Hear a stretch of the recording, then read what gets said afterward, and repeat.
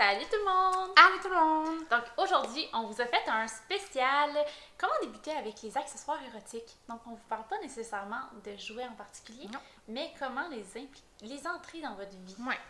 Comment les intégrer, surtout entre partenaires?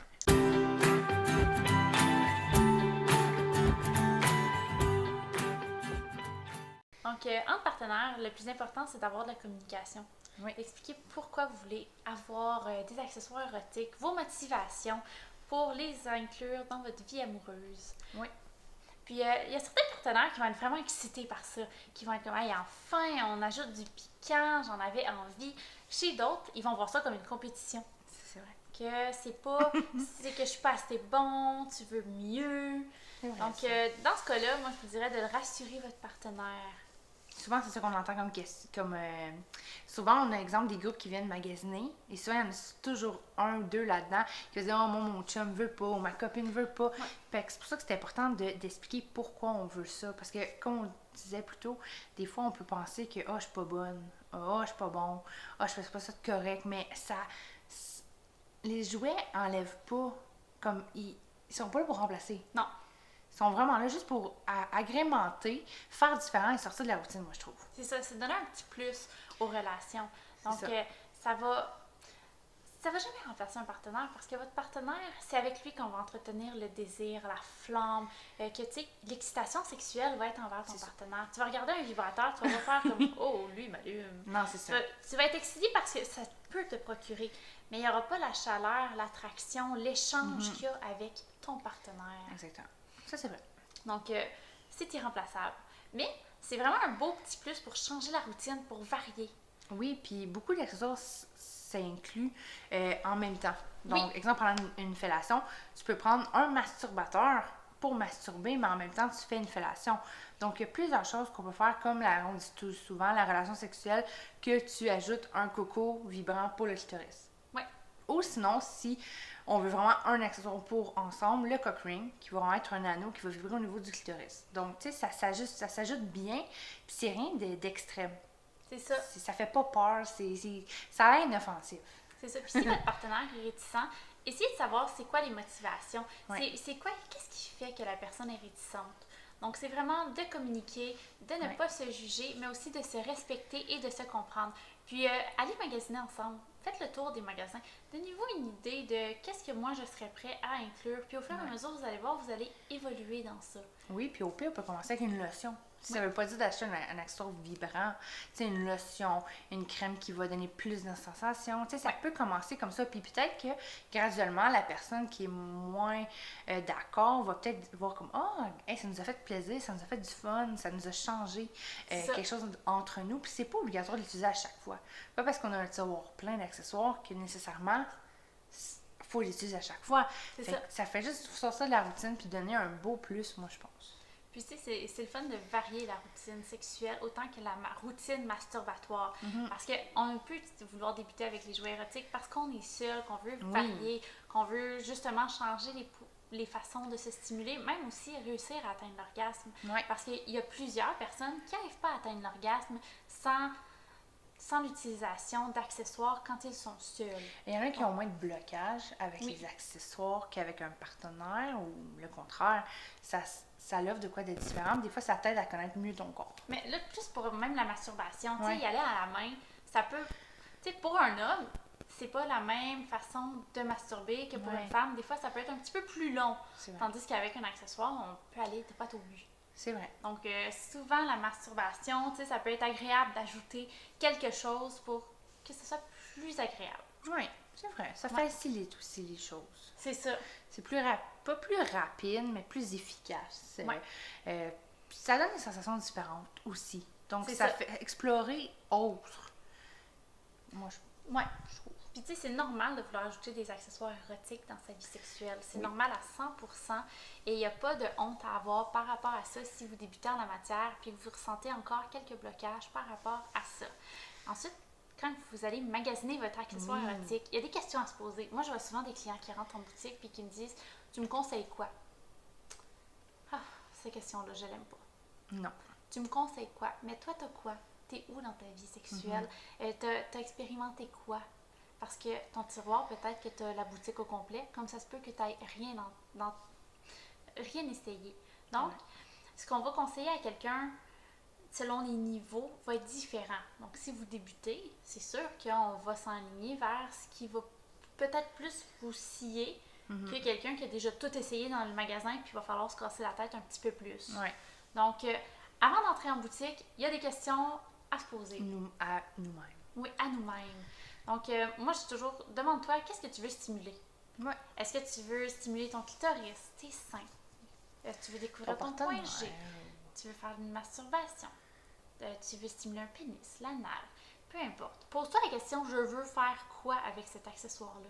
Oui, puis je trouve que c'est plus difficile chez les hommes quand ils disent ça. Oui. Cherche-moi un accessoire. Mais t'es rendu où? Parce qu'il n'y a pas tous les hommes qui veulent expérimenter l'anal. C'est Donc, ça. c'est ça, des fois, c'est des questions à se poser comme « Ah, moi, je veux stimuler ma prostate. Moi, je veux un masturbateur. Moi, je veux un cock ring. » Comme, c'est ça que c'est dur à dire. Mais surtout chez une femme, t'es plus habituée de stimuler quoi? Ah, ton clitoris, parce que c'est plus facile. Mais là, on pourrait changer les choses puis peut-être trouver quelque chose pour stimuler ton point G. C'est ça. Ou les deux en même temps.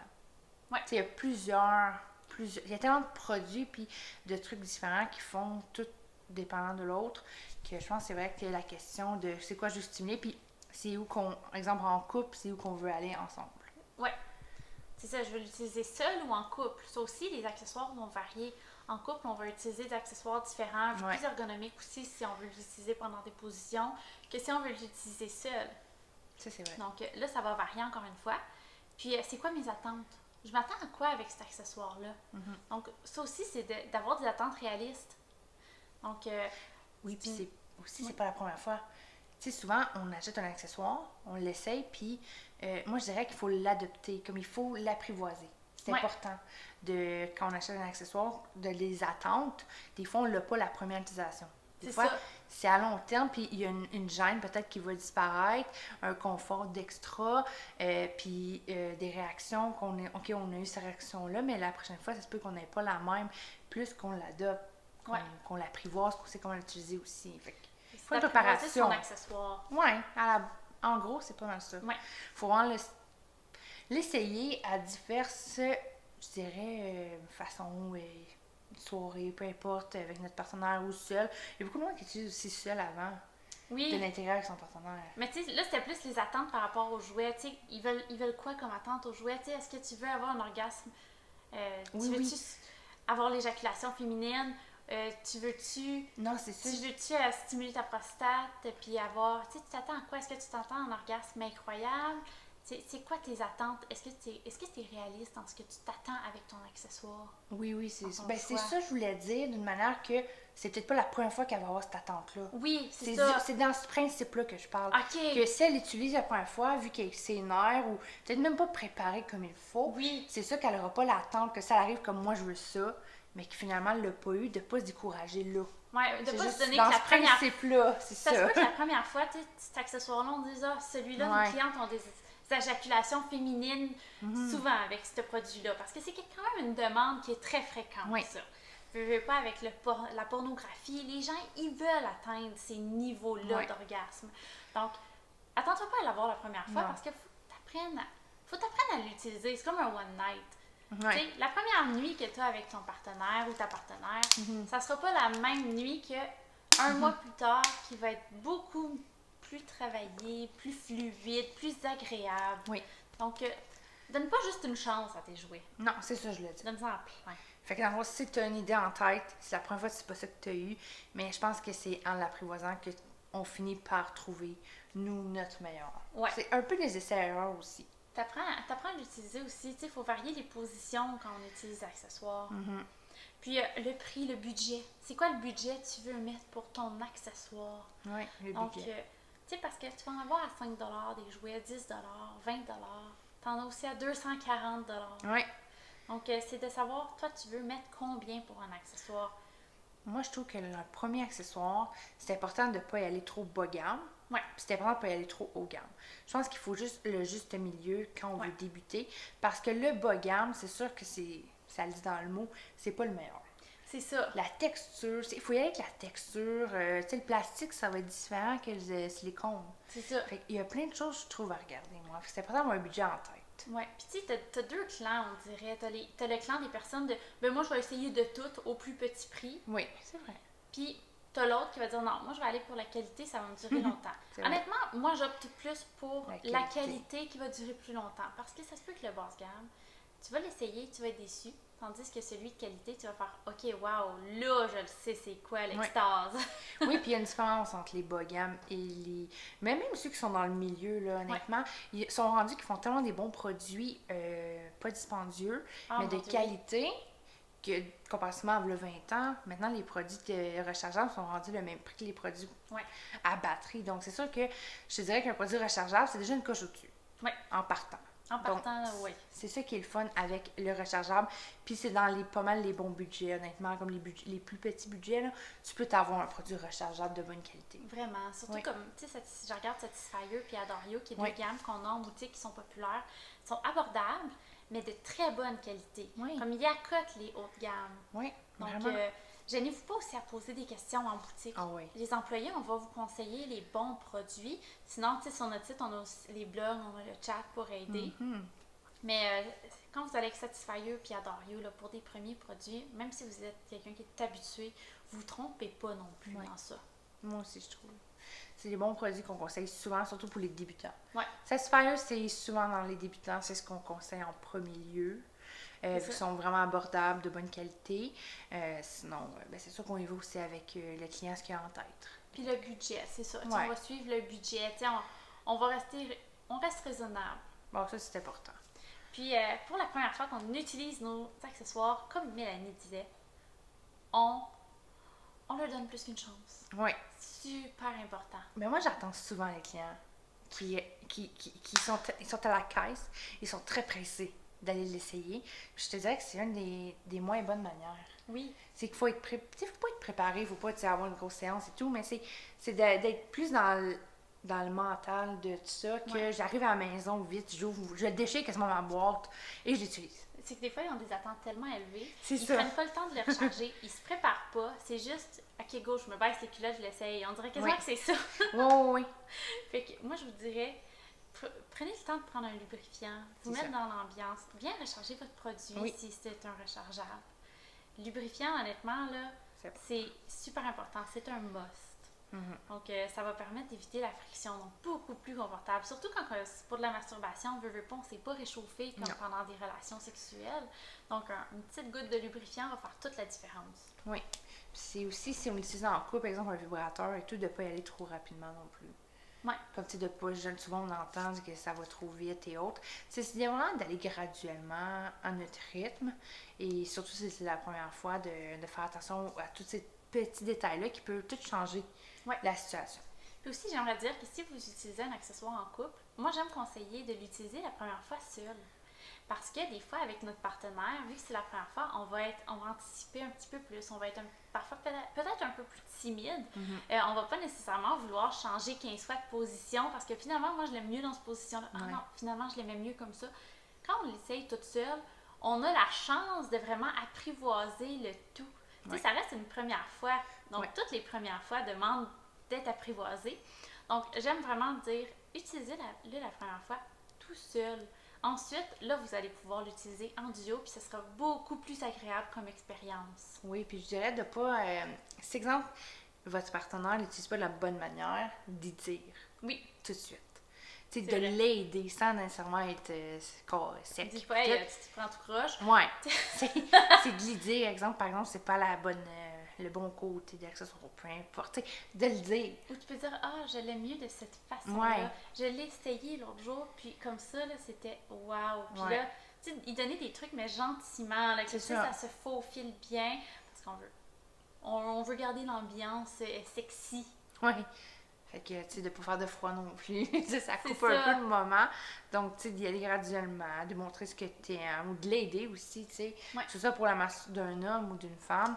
Même pour les masturbateurs, où tu peux demander aussi, tu sais, pas trop souvent, là, ça peut couper le moment aussi, mais tu sais, demander, genre, s'ils aiment ça ou peu importe, parce que, tu sais, des fois, si on s'y prend mal, ils sont peut-être gênés de le dire, non, j'aime pas ça. Tu sais, après, des fois, même après, quand tu le dis après la relation, tu penses que tu as fait un bon coup, tu sais, c'est important de le dire pendant, je pense.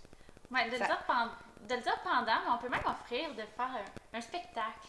OK. Et je vais te montrer comment je m'en sers. Ouais. Tu sais, ça peut être excitant aussi pour le partenaire de dire hey, regarde, je vais te montrer comment je m'en sers de l'accessoire. OK. Puis, mais le mettre comme si c'était justement une séance de masturbation commune. Fait que ça peut être une idée aussi pour bien inclure les accessoires. Et vraiment sortir de la routine. Oui. Oui. Tu vois, ça sort bien de la routine. Ça sort très bien de la routine. Donc, l'avantage de l'accessoire, moi, je trouve, c'est vraiment que ça varie la routine. Oui.